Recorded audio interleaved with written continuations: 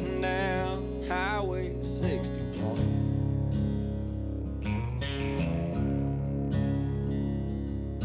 The sides of the roads all lined with fields, nothing but sunset in the windshield.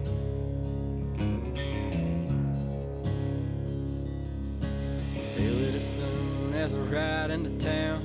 This is where I go to slow down.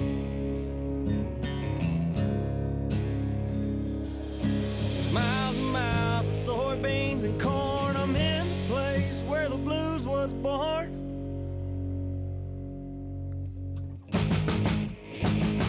About a mile from the big muddy river, place I'll always remember. Cabin on the lake and a fishing pole. Forever here I'll rest my soul. I can feel my worries drift away from being out in the sun all day. No matter where in the world I go, I'll always find home on the banks of that oxbow. All right, guys. Brad Chappell here. Crappie Connection. Barnett Williams. Barnett Williams. I got Chris Lovelace, Hayden Jefferies on the show today, and you know, one of the things we're going to talk about, we got the trophy right here in front of us, but Hayden here, I've known Hayden, I guess, about 7-8 months, Hayden? Close to that. And, you know, he works for me in my other business, but also we've become pretty good buddies just talking fishing all the time, and he's ate up with it. And this is a crappie fisherman, this is what we need. We need the youth to get involved here, and one of the things I want to, you know, get Hayden's eyes and, you know, listen to him is, what made you really strike out and want to get into the crappie fishing things? It's probably 6 or 7 years ago, and I've always bass fished my whole life. That's growing up, I bass fished every weekend, and then I got to talking to Chris. It was probably 6 or 7 years ago, and he was like, "You need to try crappie fishing." So he took me crappie fishing one day, and ever since then I've just been hooked on it. I've quit bass fishing, and all I want to do is chase a crappie. You know, Hayden won a tournament actually yesterday on Sardis, and we can all agree that can remember yesterday pretty easily. The weather was horrible. Unbelievable if you weren't there. Unbelievable if you weren't there. I wasn't there, but I was at my house and I seen my trees tip over from the top and touch the toes almost. It was definitely blowing. But I want you to go through that day there yesterday, and actually tell us what happened and kind of give us play-by-play yesterday night victory. Well, yesterday morning we pulled up to our first spot, and I said, "Dad," I said, "we left the generator in the truck. I'm using a generator to charge my trolling batteries right now." I said, "We left the generator." Then I got to looking around, and I said, "Dad, we left my butt seat in the truck." So at 6:25, I had to turn around and run all the way back to the ramp and pick up the stuff that I needed to get through the day. And then after that, I decided I wasn't going to run back to that spot because it was a pretty far run. I just kind of jumped on the ledge and started fishing and started picking up a few fish, but wasn't really doing what I wanted to be doing. About an hour in, I said, "All right, Dad, we have to make a move." So I pulled up to a spot I never fished before, and within 10 or 15 minutes, I caught a limit. And then A limit of 7 or? a limit of 7. It was 7 for close to 7 pounds. It was just barely keeper fish. And then from there, I just started fishing the mouths of coves, 20 foot of water. Just searching. Just searching all day. And what equipment you've got on the front of your boat? I'm running, Everybody probably knows the answer already, but for mapping, I'm running a Helix 10, and I'm using a 126 Ultra for my live scope, and I run a Minn Kota Ultrex 36 volt. I know you've got a variety of poles that you're using. What was the weapon of choice yesterday? Yesterday, most of the day I used a Jinko Hypersense 13 foot, and I used a Denali 15 foot, one of Brad's signature rods. All right. I like hearing that one. Have you tried any of the longer 16 footers, 18 footers? I have a ACT 16 foot. I use it a lot. I used it a little bit yesterday, but not a lot. And I have a 18 foot Denali, and I can't stand to hold it. I hear you. It's too heavy. Yeah, it definitely wasn't designed for live scope use. Or you cast into them any? Hey. I've started playing with it a little bit, but I haven't mastered it yet. Okay. So he's out there, you pretty much chasing down the fish? Chasing fish. Just looking for a suspended fish, open water fish? Yesterday I caught most of my fish in 20 to 25 foot of water, and they were anywhere from 2 to 8 feet below the surface. Can you size them? Can you size them pretty good? Some lakes I can, some lakes I can't. Like Lake Washington, it was just full of fish, Mhm. and they were all close to the same size fish, and I couldn't tell a 1.5 pound fish from a 2 pound fish. But yesterday, I could tell you it was a keeper fish, but I couldn't really tell you it was a 1.5 pound, 1.75 fish. How many fish did you catch yesterday? Not like that. I probably caught 50 keepers. Mm. Well, I know you got them on the table here, and I asked him to bring them today. Let's see those baits. Let's see what actually helped you win yesterday. The bait that worked the best was a muddy water. Mm-hmm. I think it's a 2.5 inch bait. I was using an 1/8 ounce chartreuse head, number 2 mustad, and What about the line? What do you fish? I'm using 12 pound trilene You don't use Mono. braid. monofilament. You don't use braid. I don't like braid. Why? I just don't like how it wraps up around the end of the pole. And in certain scenarios, the fish can see that line and they don't like it. Okay. That braid gets a memory in it, and then it'll start wrapping just the last foot of that pole. Mm. First time you set the hook, you got a broke pole too. Yes. Yeah. Yeah, I started out with braid, and I figured out pretty quick that it was more aggravation for me personally to use it. And I know a lot of pros out there that's all they believe in. love But it. I think a lot of them, we're talking about crappie fishing is all what we get used to as individual fishermen to help us put fish in the boat. What else? I've seen this one, but let's talk about the other two here too. This is a sponsor company of mine, Twisted Minnows. It's got a pretty good hook on it. Yeah, I see that. It got stuck on the table. It's just a 2.5 inch bait, a little bit bigger profile. I like bigger profile most of the time. Mm-hmm. Same jig head, same hook, all of that. And they were biting it good, but they really wanted that purple and white muddy water. And then I went through a period where the fish just weren't really reacting to my baits the way I wanted them to. So I went to a little bit smaller bait, a 1/24 ounce hair jig that I tied myself, orange and chartreuse, and they were really eating it good. I know that's one thing that's real big right now is guys tying their own baits. Yeah. How'd you get started in that? Now, and we're talking, a young man here. Did somebody tie before you and showed you, or how did you get in there and say, you know what, I'm gonna learn how to tie jigs? I really just jumped into it one day. I mean, I'd seen people tying jigs. I'm in some pages on Facebook that guys post all their pictures of jigs, and I was like, that's interesting. I crappie fish a lot. I think I could do that. Mm-hmm. So I came here to Bass Pro and bought the little kit. It's like a little $20 kit that has your vise and all your tools. And then I bought some material and started playing with it. And I've been tying for close to a year now. And catching fish with your own jig. Catching fish. Usually every tournament I'm pitching mine baits. That's great. That's great. But look, now there's a big advantage to him tying jigs. Why is that? Especially when you live by. Because at Washington, I called him the night before the tournament and told him, this is what we got to have, but I'm going to tell you, but you got to bring me some. Yeah. And it worked. Right. I mean, What was we couldn't have done nothing. Neither one of us could have probably caught fish without those baits at Washington. What was it? A 6 or 7 inch hair jig. We were Okay. throwing hair jigs. It didn't matter. Didn't matter. We were throwing orange and chartreuse, but I called Hayden at like 6 o'clock on Friday. I said, look, I got the fish found. I said, this is what I need. Can you build some? He goes, sure. Well, he shows up, and naturally, I didn't expect him to bring me the only ones, So he brings me the few that he made for me, and it worked for me, and I was in a completely different area of the lake than he was. And when I get to the weigh-in, he walks up and says, that jig really works. And I thought, man, he just kicked me with my old with my old that thing. goes back to me, Bernard had Figured a out, history with you know. that kind of same thing happening. Right. You remember that, Bernard? Yeah.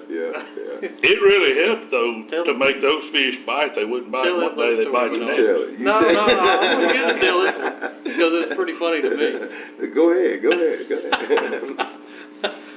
Come on. No. Go ahead. You tell it. Well, we're for same kind of scenario, but I needed to borrow some poles, and borrowed some of Bernard's poles, and actually come back and beat him. Sickening. Beat him in that tournament with his own poles. From then on, every tournament, man, let me borrow something. Help my luck. So. I met a man a week or so ago up at Tommy's, and I didn't know who he was, but he sat down. We were sitting there eating lunch. He sat down and was talking to me about crappie jigs, and he said that he actually carries his whole tying kit in the boat. Oh, wow. And he said he will tie a jig to catch fish on while he's fishing, because so many times he'll find a plastic that they like, a color, but yet he doesn't have the hair jig that color, and he will actually make it in the boat and then fish with it. Hey, I believe One thing it. about Why not? using the hair over the plastic is if you get into a school of fish, you can go through a lot of plastics real quick. Right. You tear up a lot of plastics, and you can actually pitch that hair jig in there, miss a fish, never come out of the water, let it back down and catch him without having to replace the grub or, reorganize, get everything straight. And that's what he told me. He said, I'll just tie the jig right there on the boat. Take me 2 minutes if I find the color they want. Do y'all use any scent? Any nibbles or anything? Certain times that the fish get real finicky. What about minnows? Do you use minnows? I don't bring minnows with me. I don't allow them in my boat unless Mike's in the back and he's wanting to use them for something. I'm not sure that a minnow catches fish. Oh man, I've never seen him catch fish with them. Listen to that. They don't catch out of my boat. I hadn't bought minnows in, probably 6 weeks. And that was when it was real cold and I had a spider rig and everything else to catch them. I know I'm talking old school to some guys, but like Hayden here, but people did spider rig at one time. I remember him and his dad. He probably wasn't no more than 13 or 14, and y'all came in like second or third in Barnett. Mm-hmm. Spider rigging. Yeah. And it was a big mom. Yeah. So Right, he's been the on. one that was on there earlier. Brad, that was the year you and Lance won it. You remember y'all? No, the big mama? Yeah. I come in second that. Yeah. That was a good tournament. No, right, That was some big fish that caught that day. Yeah, lost a big one over the Mm-hmm. That's the way tournament fishing goes. Every time. Every time. Bad weather and always lose the That's biggest it. one. So, Brad, let's get on Chris now. Mhm. He knows some summertime patterns on That's Barnett, what I've been man. wanting, Chris. And he's got some, He got some excellent ideas. we're all on Facebook, and if you notice one particular person that catches fish day in and day out in the summertime, it's Mr. Chris Lovelace here. That's right. And it's a really hard time to crop. It's probably my weakest time. And I fish a lot of days. We all fish a lot of days. It's like postponed, right? Yeah, well, right after postpone, I'm good until the Right. dog days of summer. And that's Right. really want to get Chris's input is the dog days of summer. Because there's more than Bronze Barnett. There's Darbone that's real similar. There's Lake Fork similar. Right. So many lakes that's similar to what we're fishing, but people can relate to. Dog days of summer, give us some tips. Well, I mean, mostly I just do fish the Barnett. I live on the lake, so it's pretty easy for me to go out for an hour or two in the afternoons or whatever. I don't have to travel more than less than a quarter mile of the boat round. Or I can leave the boat in the lake. But either way, I'm on the water 4 to 6 days a week, year round. I'm doing more about studying fish than catching fish, and I think a lot of people want to go catch fish without studying them. Back in 2014, I decided I wanted to learn to fish Barnett besides spring pattern because that's the only time I fished it. The only time I crappie fished was, February, March, and April. It was in August of 2014 I decided to learn to crappie fish the Barnett, and I wasn't sure that there was a crappie in the Barnett at that time. I probably went from August to October 20 times, 25 times, and literally caught like 6 or 7 fish. That's a hard time of year. And I never gave up. I started documenting everything. And that's one thing that I do. I've got a sheet that I made, A journal. that I put in 3-ring binders for every year. But I made a sheet that's just basic. It's nothing but just fill in the blanks. It takes me a minute and a half when I come in from fishing to write these notes, and I put them in the What's some of the 3-ring. notes that you document? Basically, water clarity, wind direction,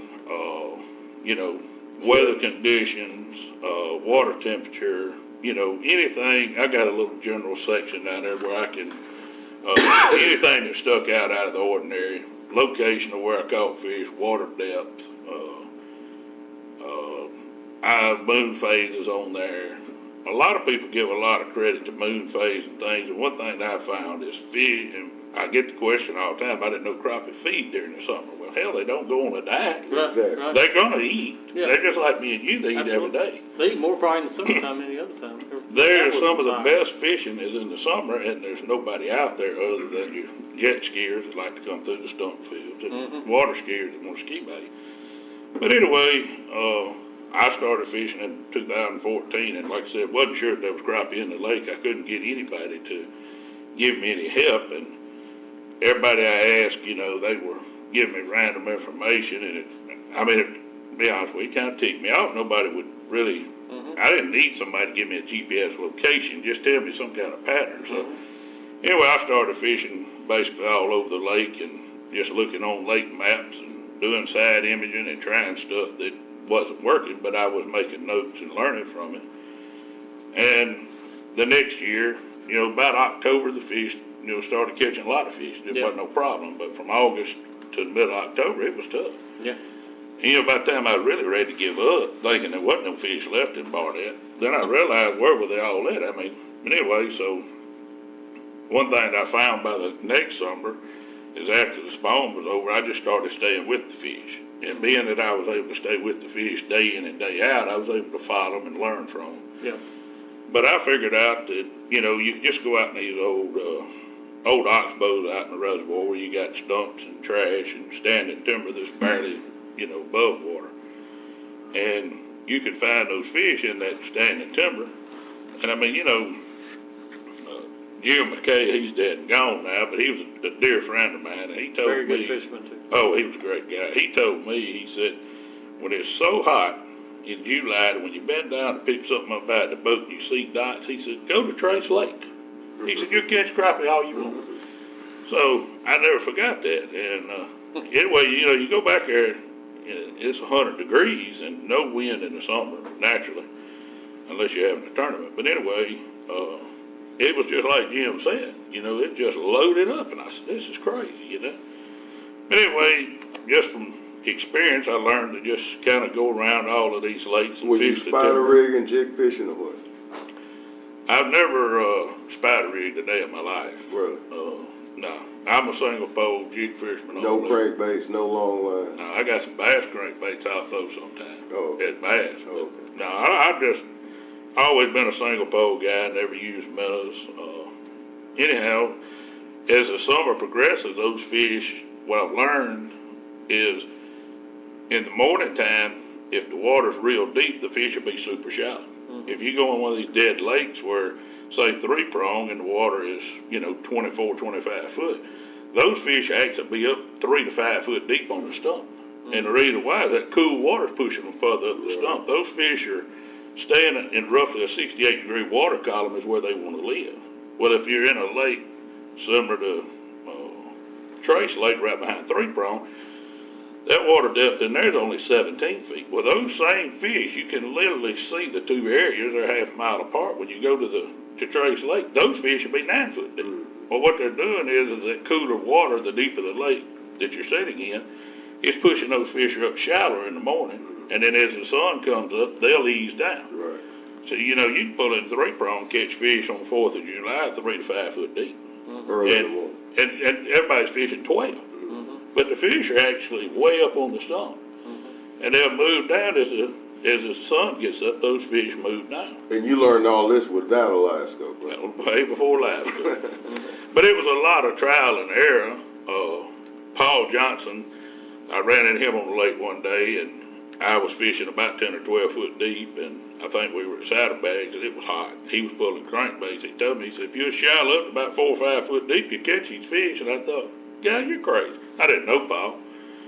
So anyway, I pitched over by a stump, and as the jig was sinking, one hit it at about 4 or 5 foot deep. I said, guy might know what he's talking about. Well, I caught a few fish, and then as it got warmer, I quit catching fish. I figured out they were dropping as the sky heated. At water temperature, though, if you're in a deep lake, Rice Lake, Macmillan, some of the deeper lakes, those fish will be up super shallow early in the morning, where if you go to Long Lake's a real great lake in the summer, and what it does is it's got real deep water on the edge of the timber. Right. Well, what's funny about this is the fish will be right on the edge of the lake, you'll catch them 4 or 5 foot, and you move back 2 boat lengths and they're 8 feet because the water's getting shallow in that timber back there. And you would think that, the width of this room wouldn't change the difference in the water temperature, but apparently at that level it is. I've never heard that before. Me either. Start watching it. It is amazing to see. What about the river deeper channels? Did you lake. fish the river channels in it? I fished the river below 43 very little. But I'm talking about the river channels below 40, yeah. No, below 43 I don't. Some of the best fishing in Ross Barnett in the middle of the summer is actually from Fag Island north. You would never believe on 4th of July, go to Cold Bluff, put your boat in, never get out of no wake zone, catch a limit of fish before 8 o'clock. Never get out of no wake zone. On 4th of July, the river's packed with boats, but for some reason, it's very minimal traffic north of Flag Island. And if you go north of Cold Bluff, there's none. Mm-hmm. And you can get in those bends of the river, and the trash will stack up in the bends. And the closer you get up to Lowerhead Dam, and if we got any kind of water flow, I think that it's because that water there might have a little more oxygen. They'll stack up tighter the closer you get up there, and they'll be a little bit shallower. Mm-hmm. And some of the best fishing. Jig bodies I know we're talking about. One of the things that I kind of picked up on last year, and it's from other fishermen as well, is jig profiles. In the summertime, well, anytime. He just destroyed that man's jig. The winning jig at that. I will take that muddy water bait, and I'll put that much on, and then I take a whole nother one and put on it to make that bait longer. I'll be using 2 grubs at one time. In the summer? Yeah, the hotter the day, the bigger the profile. Really? When it gets really hot, it's going to take a real big profile bait. So that's why crankbaits work. Well, it's all reaction bite on a crankbait, but if you're live scoping, you can get the same reaction bite. You just reach down and, drop it on him. Mm-hmm. But if the longer the profile, sometimes you might have to take half of that muddy water bait and break it off.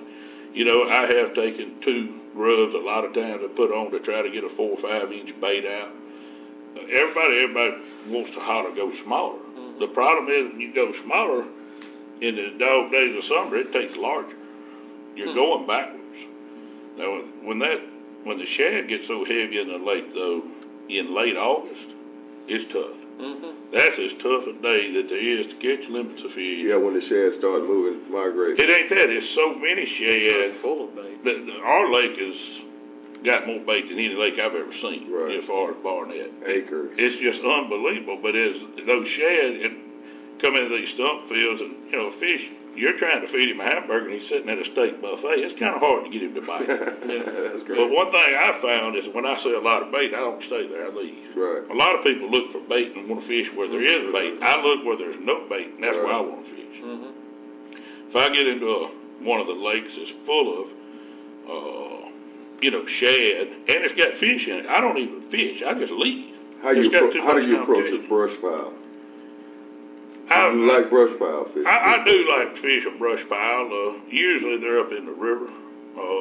If I do get on a brush pile, since live scope, I've learned a lot of things. Your bigger fish, as you ease up on a brush pile, you'll see them. They look like smoke leaving. They'll just get away from that boat. They know you're there. Versus if you're in a stump field, for some reason those bigger fish don't spook. I don't know why. I think they've probably got the confidence they're hidden. Yeah, they got a little more confidence that you're not going to be able to see them. But I've seen them be on top of a brush pile that a brush pile would have as many as 50 or 60 big crappie. I mean, 2-pound fish on it. But when you got in that 30 to 40 feet range, it looked like smoke. They just whoosh, and they never knew where they went. They were gone. Will they come back? They'd come back. You could leave and come back an hour or 2 and set back off of them and maybe cast and catch them. I have cast and caught a lot of crappie in my life. It's not my preference. Everybody has their own way of fishing. Everybody's got their own style. Yeah. My style, single pole, pitching on crappie. That's your style too, isn't it? Yeah. Okay. But I just don't care to catch fish. I know you catch a lot of fish pulling crankbaits. I know you catch a lot of fish spider rigging. I know you catch a lot of fish with melons. But I just don't care to catch fish any other way than my way. Yeah, right. That's just me. Yeah. Some people go for the meat. I could care if I don't catch a fish all day, unless it's tournament day, yes. But some of my best days I spend on the lake. I don't catch hardly any fish, but I learn a lot. Right. That lake changes after every storm event. People are adding structure. I recommend everybody, when they go, try to learn something new every time you go out. Right. So many people think, well, I can go here and catch a mess of fish. Well, the problem is when you catch those fish, where you gonna go next trip? Why not go catch you a few of these and spend some of your time learning? Right. Versus it ain't all about catching. Now, Chris, tell me, what have you noticed? What effect does that trolling motor have on that fish? Spooking line. I had a Garmin Force. I had some issues. I've converted back to a Minn Kota. The Force trolling motor was a much quieter unit. Okay. The brushless. Right. And I mean, I could really get within just a few feet of some of those fish without spooking them. Now, you don't get that advantage with the, Ultrex. We're spooking these fish at 25 or 30 feet. If you watch some of these tournament interviews. Is it right, Hayden? You see them spooked at 25? I've seen fish spook all the way out to 50. Wow. But sometimes that's wave action now. That's usually not trolling. Yeah. But trolling motors really spooking them anytime you get inside that 20 to 25. You start spooking. Your juveniles fish, those 10, 11, 12-inch fish and shorter. They don't care. They don't care. I mean, they're no different than a teenager. They're bulletproof. But you get trying to catch those bigger fish are getting away from that boat. They know what's coming. Mm-hmm. And a lot of people think that the answer to their fishing problems, I want to get live scope and I want to put it on a side stand on the side of my boat where I can set on spotlight fish or brush top. And I tell them, I say, you're not going to catch fish. You're trolling or saying, I mean, come on, you're spooking everything. If you catch fish, you're going to catch juvenile. Right. I mean, it's plain. Unless you cast into them. You could set back off of them and cast them. But most people do not ever. The hardest technique What do y'all think crappie about fishing is casting. What do y'all think about live scope running it on a pole by itself? Is that the way to go? The way I fish, I use both of my hands all day long. It would be hard for me to try. Yeah, I can't Okay. do it. I mean, Taking away. I'm running. What you use the other hand for? Holding the line? I'm either pulling my line. Okay. Adjusted water down. And you use a bait casting reel, right? No. It depends on the pole. My longer rods, I'm using a bait caster. But he's not casting with it. He's Okay. using I'm a saying line this. holder. So you can flip And if I'm fishing deep, I like a bait caster where when I hook a fish, I can get the fish up quicker. Mm-hmm. But most time, I'll have, with a 13-foot rod, I'll have 20-foot of line. And I've got all the line here, and I'm pitching on those fish, but I'm adjusting my depth as I'm bringing it to me. And the Hayden fishing is a lot of the exact same technique. Everybody's got a little different technique, Oh, yeah, absolutely. You fish with somebody, you take some of their information and build your own. And, I ran into Josh Jones at Shaggy's parking lot. I'd never fished a lead above a jig in my life. I've always been against it. When Josh and them came to fish the ACT, I seen this truck in the parking lot at Shaggy's one morning. He was waiting on Josh Reynolds to get there with minnows and stuff. I pulled in, just me and him sat in the parking lot, nicest guy you ever want to meet. And I started picking his brain about crappie fishing. And he didn't know me from Adam's house cat. I mean, just unbelievable conversations we had. I looked at how he had poles rigged and everything else, and he said something about the weight above the jig, He said, do you fish a hair jig? I said, no, I don't care for a hair jig. I prefer plastics, and I've always preferred plastics. Right. One thing is because I can change colors just this quick. I don't have to retie and change profiles and stuff. But anyway, he told me to put, he said, I'll outfish you 2 to 1. And I said, no way. He said, yes, I will. He said, because I can get my jig to that fish twice as fast as you can. And I said, well, okay. He said, think about production. And my line of business is all about production. And so anyway, he said, think about it as your line of business. You're thinking about production all the time. How can you increase production? He said, if you can get that jig there twice as fast, so I started fishing with a lead above my jig at that point in time, just so I could get it to the strike zone faster. He's using a 1/4 ounce X-Acre or?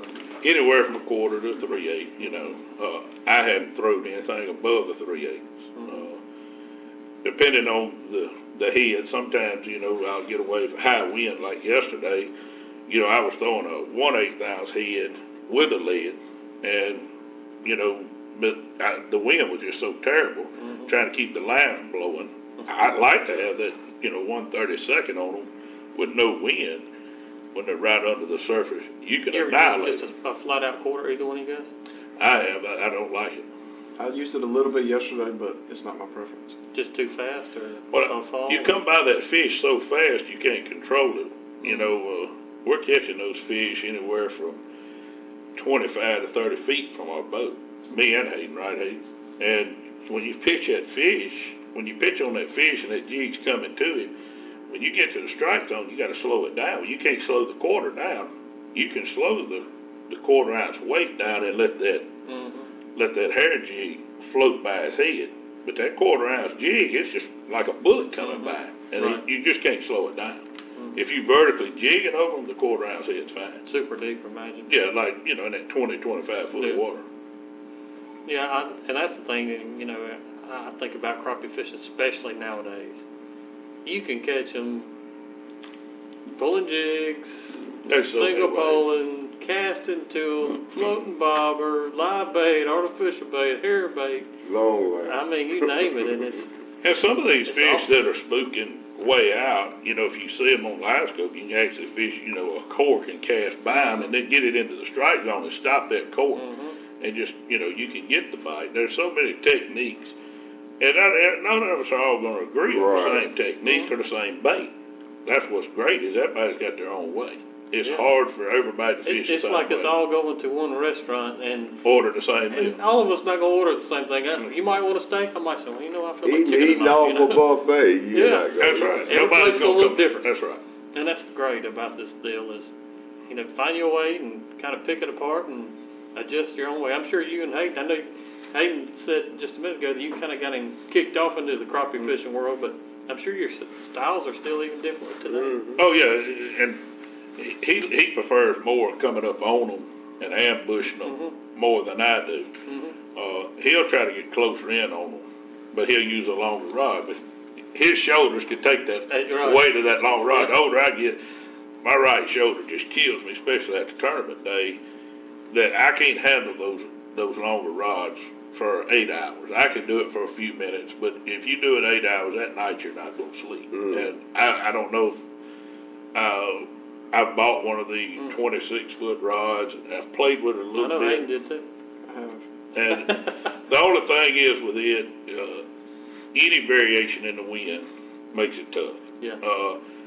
I don't know that I will fish with it much. I've got it. I have fished with a Denali rod, 16-foot Denali rod that I was reach over behind stumps and catch fish with it, but I'm not holding it all day. Right. And Just that one situation, you got it ready to roll. yeah, I could just lay it on the deck, and if I got fish up there and I can't get to them because of structure or whatever, I can reach over and get them. One thing though people don't realize in the Barnett, and I don't know about these other lakes you're talking about, is these rivers during the summer come up above those lakes. There ain't no pressure on them. You get those, you get up above 43, you can't fish south of Flag Island on most summer days or on weekends because of We're boat rocking. traffic. But if you get north of Flag Island, from there all the way up to Lower Head Dam, you'd swear you got a private fishing Oh, hole. really? Yeah, there's nobody there. I don't go up there. I ain't Nobody go up does. Nobody does. And there. I don't. you can find log jams in the river that are just loaded with fish, and they're sitting in the middle of the river.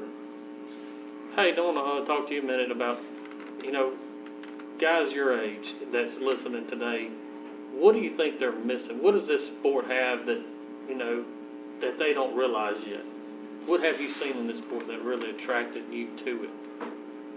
Because I think you're here. You won a trophy yesterday, and anybody that knows anything about crappie fishing tournaments knows that Magnolia Crappie Club is one of the toughest out there, hands down.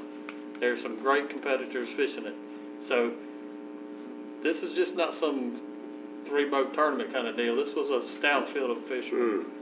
What are these guys missing in your age that they could really, you know, like?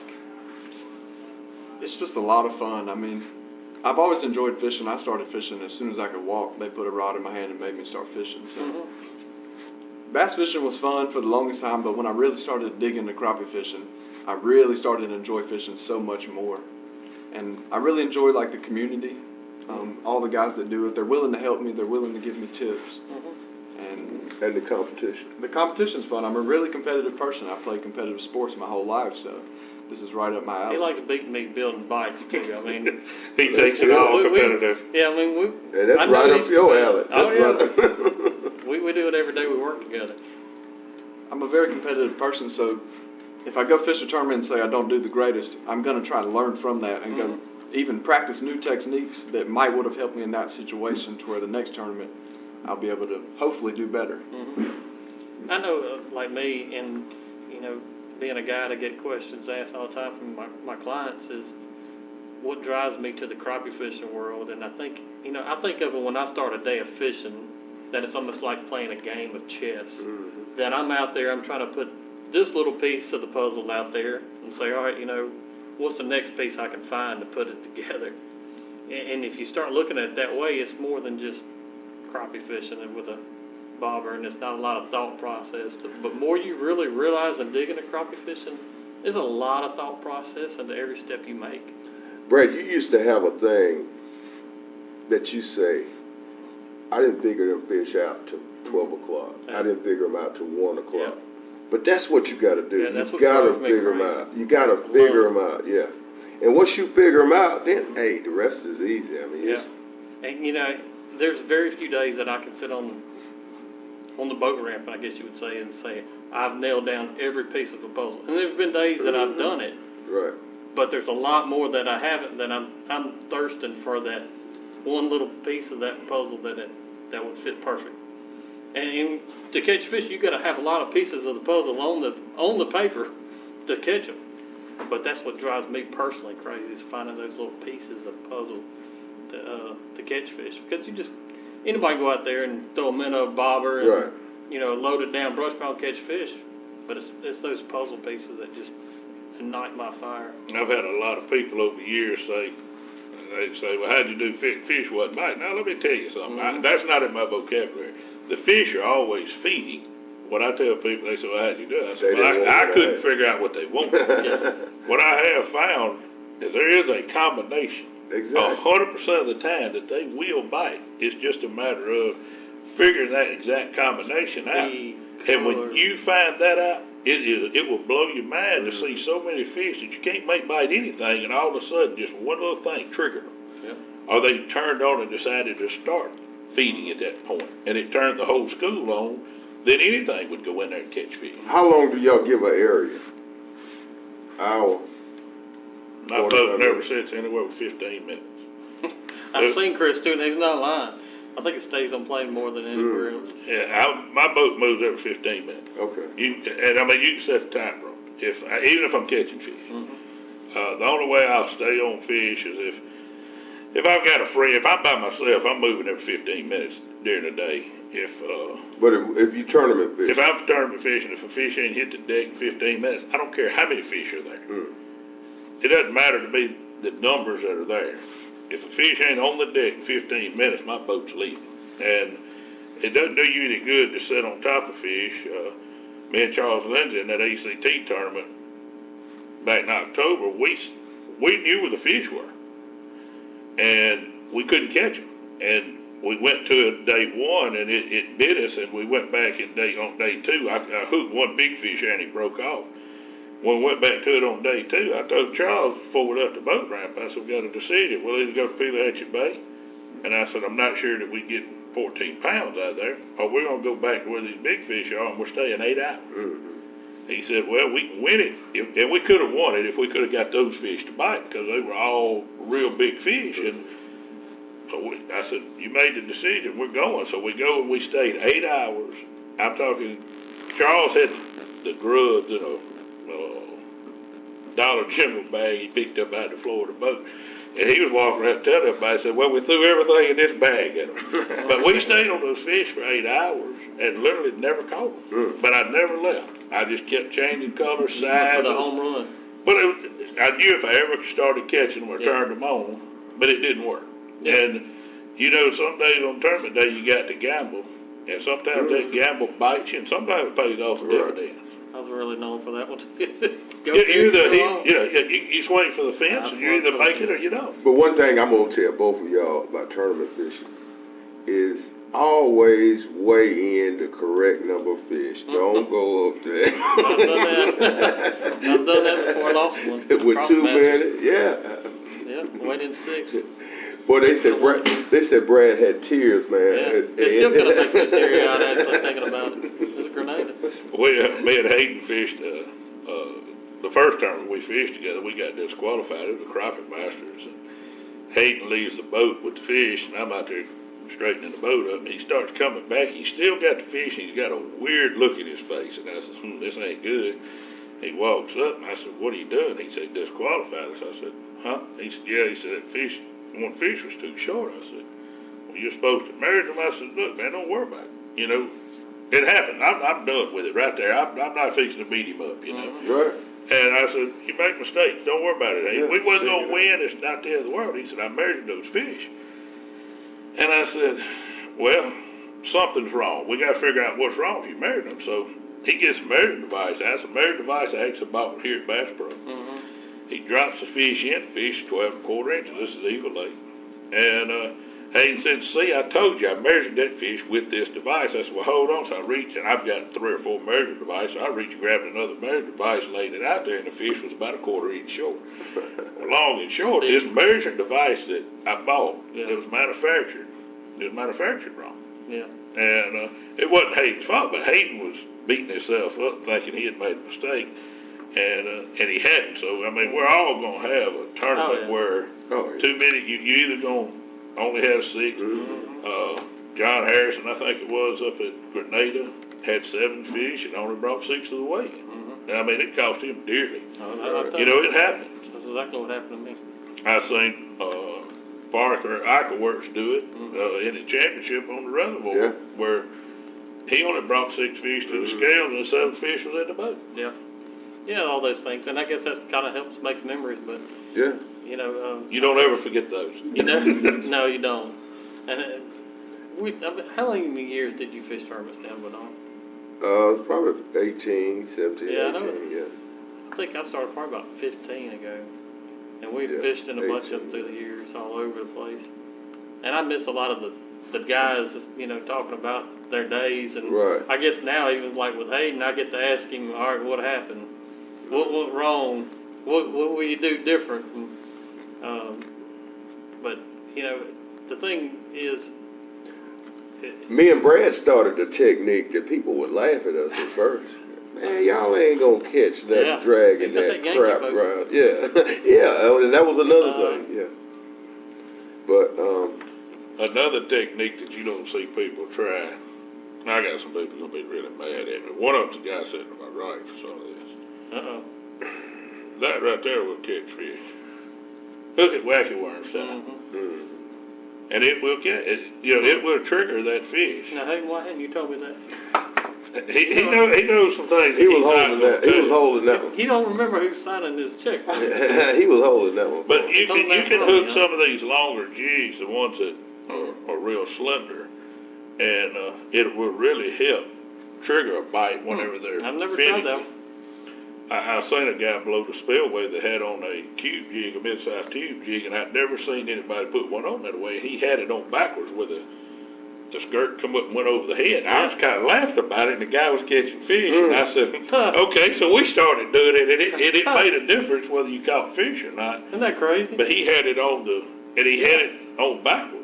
From way, it could have been the correct way, but the opposite way I normally fish one or anybody else. I guess it just goes back to trying a little bit of everything to see what they want. Well, this guy done it not knowing that he had it on backwards, but he was the only one catching fish, you know. So I've never heard that one either. That's right. I know one thing and this is a different kind of season, but you know, I know Chris for a while now, but one of his, I don't know if it's theories, I guess you would say. That's what I think it is. I would say a theory.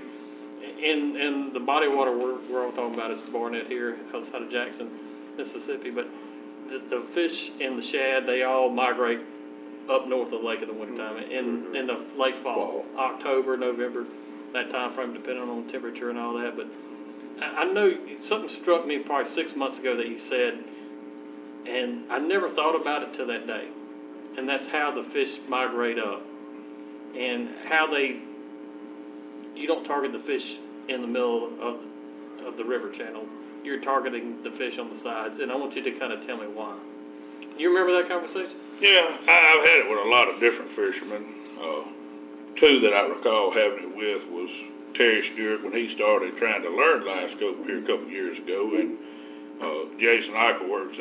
I got tickled at them. They were just up above 43. There's a billion crappie in the river. I mean, it's just, I mean, it's like, how can you not catch these fish? And Terry and Jason are out there learning the line scope, and they're dropping and pitching and carrying on, and they're not catching any fish. And Jason calls me, and, man, we can't catch these fish. What are we doing wrong? And yada, yada, yada. And so Jason comes, and I said, well, come down here where I'm at. I already got a limit of fish. And he's like, do what? He said, I seen you when you come by. It's like 40 minutes ago. I catch all the fish you want. I said, come down, let me show you. So him and his daddy pulled up, and I told him, I said, when these fish are migrating up the river, they're similar to like cows being herded across the Midwest. A cow that's in a herd is never going to stop. Mm-hmm. He's never going to drink, and he's never going to eat. He's moving. His mission is to keep moving. But the cows that are being herded that wander off to the sides of the herd, they're wandering over to get them a drink or to get them a bite to eat. And I said, you got to get out of that school of fish where there's a billion of them, because you can't understand why you won't catch them. There's so many. Oh, yeah. I know. Especially with live scope, you really see them. But if you get over on the edge of that river and just find that long 2, 3, 4 fish, those fish have got away from the herd, and they're out. They're hungry. They're having to move out to the side and eat before they continue their journey. And I see a lot of people that'll see all these fish on depth finders before, not just live scope. I'm talking pre-live scope stuff. That's a word that Hayden has taught me is pre-live scope here a few weeks ago. But anyway, it is a term now. Yeah, he's explained it to me. But anyway, before I had live scope, I'd noticed I couldn't catch those fish, but there'd just be so many on the screen. But I could get over on the edges where there wasn't very many fish, and I could always catch those fish. Yeah. And that herd is moving, and it's not going to stop. When you ever come up with that? Yeah, that's the way I best. I mean, it makes sense to me so much. That's the way I see. Well, we already knew that, Brad, because when we were long lining, we worked the edges of the river, and I just never put it in that. I never thought about it like that. Yeah, perspective like that, but it kind of makes sense to me though, and I've thought about that since the day Chris told me that. I was like, that is just so neat to kind of that mindset, and you know, talking to different fishermen. You know, if you're starting out crappie fishing, my biggest advice is join a crappie club, join a Facebook group, join any kind of fishing club that you can, you know, meet different fishermen. Right. You know, all these guys at the table I would consider buddies, and even off the camera right now, but meet different fishermen, and you'll learn so much from other people's, you know, theories and techniques, and so. One thing too, if you really sit down and, you know, I have people come up to me and talk to me. I'll go into Tommy's and eat lunch some days, Peleachi Bay and eat lunch. I eat breakfast in Peleachi Bay every day. But anyway, people come up and talk to me. I don't mind sharing information with people. Everybody, I do catch a whole lot of crappie. I document everything. I've got everything documented. I'll catch sometime each year it changes, but from 9,000 to 12,000 crappie a year out of the reservoir. And, you know, I've got a documented size. I can tell you roughly at the end of the year the average weight. I can tell you numbers, anything you want to know. That's crazy. Number of days I fished. But everybody seems to think I have this magic wand. And the only magic wand I can tell them is persistence. Is to always change it. That's people, I've got a lot of fishermen that say, you know, and they've picked on Hayden about it too, that, you know, you went up to Chris's secret hole, you know, and one thing I've taught Hayden is there is no secret hole. Right. I had a great, I had this little honey hole right out from the house, and Hayden caught me one day fishing it. He seen it. and I'm not the type, I'm not going to cuss you out or get rude with you. This is public lake. You know, it's not my fishing hole. Right. You know, I'm not going to be rude to people. But Hayden, I could see it from my house, and Hayden would stop by there pretty well every time he went, and he would, you know, cleaning my hole out. Well, I never said anything. I mean, you know, he's young, and I actually wanted him to catch fish. Yeah. one thing to make people want to go fishing is catching fish. Mm-hmm. Well, anyway, the spot actually got completely tortured because of it. And if you completely pick all the fish off, the pressure will ruin a spot. Right. Well, between Hayden and a few more people, the place just got so much pressure on it, there's no fish there anymore. You can go through there every now and then, it'll be a random one or two, but after, and Hayden can tell you, he's seen it. I mean, it would be, you can pull up there and catch a limit. Well, now then, you pull up there and catch one or two, and we've had discussions about it. I don't even go there anymore. And the reason why is if you leave those fish alone and just stay off of it, get the pressure off of it, it'll build back up. Yeah. But I had a spot, if I wanted to have fish for supper, I just run out there and get me 6 or 8, come on back in, Yeah. you know. Right. But people think that I've got these certain little honey holes like that. But do you put out any structure? Yes. Unbelievable amount. Do you make it or you just acquire it? No, what I have found, I've tried everything from a lot of plastics. I worked for a company where we had a lot of PVC and stuff like that was extra left over from projects and stuff, and the owner provided, told me I could have it all. We made PVC structures, and I'm telling you, we put out thousands of them. I can show you the pictures, the dates. I got all the stuff documented, and one thing I found is the PVC does not work. I mean, people can say it does, but the PVC, I put it in places that had some fish, and I tried to put a bunch there to congregate the fish in the area, and they literally left the area. Then I went back and added wood to those areas, tried to pull the fish back in. They left, and they had never come back. Some of that stuff I put in August of 2014, and it's still there. It never has held fish, and it runs the fish off over there. Now it's starting to grow fish there, but I'm having to grow them from smalls up, and I'm not pressuring those fish now. They're starting to get some small fish growing in the area, and I'm hoping that that's going to change. But my thought was always, you know, if you put out, a lot of people won't put out Christmas trees, they rot too fast. Right. You got to do that every year. So we started making some stuff out of cypress fence boards. We call it a pixie stick. And basically we take an 8-foot 2x4 and lay it down flat and screw a board about every 2 foot across it. And then stand it up, screw a board the other way. So it sets up off the bottom at about 2.5 foot of water. And sticks up to about 5 foot deep, looking like a big X from the ends. Doesn't take much weight to sink it. Then it holds fish. And it will literally, you catch fish off of it in a week. So, and it holds, a lot of people want to put one piece of structure out. Well, the problem with that is when you pull up on that structure and it's done built silt on it, and you can really see this on live scope, when you hook a fish, he runs and he hits that thing. When he does, it looks like a puff of dust in the water. Well, it's all the algae coming off of that board. You know, once it's been in the water a while, it silts, but it clouds the water and those fish are gone. So what ends up happening, you got a piece of structure good for one fish. Right. Where if you'd put a piece of structure and move 10 feet in another piece, well, you can fish an area. When you disturb these, they're just going to go to that next structure. Right. 10 feet away, you just keep working the area. Is there a particular time of year that structure works better? Summertime. I hadn't found a particular time. I catch them off structure year round. I mean, I hadn't seen where it's an exact time of year where structure makes it better or not. I mean, I catch fish. I'm a structure fisherman, though. Yeah, right. I mean, you know, I don't just go out and just fish open water. Do you ever fish the 43 bridge? Very little. I don't fish much community water. When I say community holes, I'm not I don't fish much like at places like the welfare hole or anything. I've always been a loner. And my deal is I'll go to the sawdust pile if no boats are there.